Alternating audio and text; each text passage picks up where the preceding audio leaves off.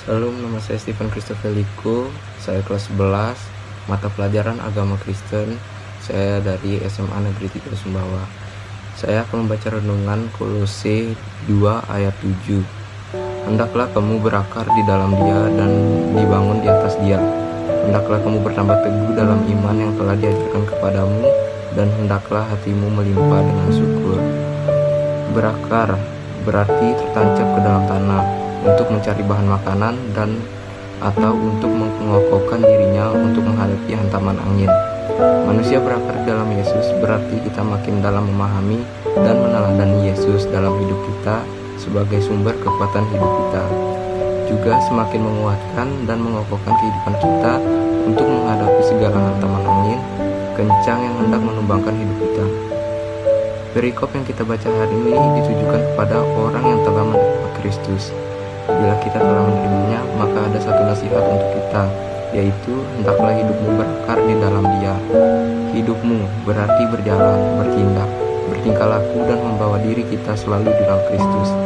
Bila ada nasihat untuk tetap di dalam Dia, berarti ada kemungkinan orang-orang percaya tidak lagi ada di dalam Dia, walaupun mengaku tetap mempercayainya. Pertanyaan kita sekarang adalah bagaimana caranya agar hidup kita tetap di dalam Tuhan.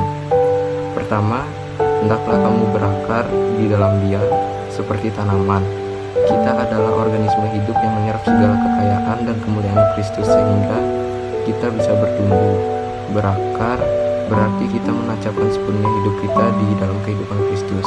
Kita tidak hanya menyerap berkat-berkatnya, tapi juga menjadikan Kristus sebagai pemimpin, inspirator, motivator, dan pribadi yang olehnya kita memutuskan segala sesuatu dan melakukan segala sesuatu.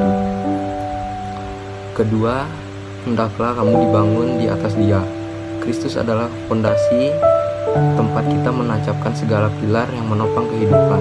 Kalau kita memakai fondasi yang lain untuk hidup kita, contohnya pekerjaan rumah tangga, sosial dan lain sebagainya, maka berarti kita sedang membangun hidup kita menjadi bangunan yang rapuh atau bahkan tanpa fondasi sama sekali.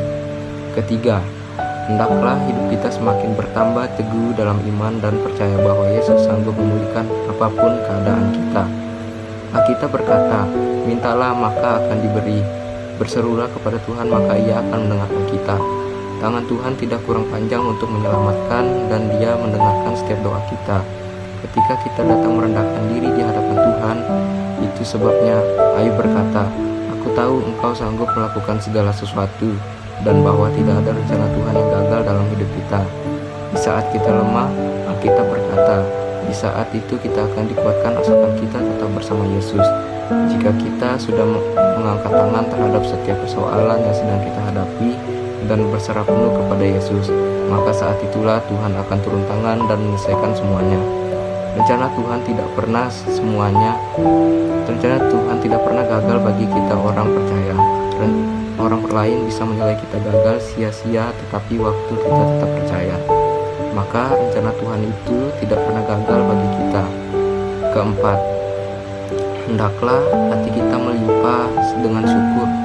Yakobus memberikan teladan bagaimana agar kita dapat terus mengucap syukur walaupun kita menghadapi berbagai persoalan hidup. Dalam Yakobus 1 ayat 2 bertulis tentang, saudara-saudaraku, anggaplah sebagai suatu kebahagiaan apabila kamu jatuh ke dalam berbagai-bagai pencobaan. Kalau kita dibangun di atas Dia, maka kita akan bisa bertambah teguh dalam iman. Seringkali kita telah banyak diajar dan belajar tentang iman, tetapi hal itu hanya nyangkut di kepala kita sebagai pengetahuan kita, tidak mengalami kebenaran iman itu. Tetapi kalau kita menanggapi dan melakukan ajaran itu, maka berarti kita sedang berakar dan dibangun di atas Dia. Kita akan bertumbuh dan bertambah teguh. Hal lain yang membuat kita